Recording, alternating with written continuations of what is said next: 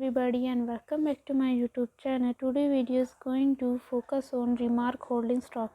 It was one of the stock that we have covered in a recent video, and as this was the biggest one in terms of revenue, we thought let's have a look at them first, and after having done the analysis in them, we go to admit this is a pretty interesting company with lots of interesting plans for the future.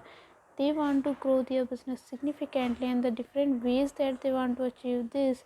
So we can easily see that the stock was trading at 1.64 US dollar at 0.14 US dollar losses with 7.87% negative loss. In 5 days time frame, the stock was trading at 0.33 US dollar losses with 16.75% negative loss. In 1 month time frame, the stock was trading at 0.77 US dollar growing with 88.51% positive gaining.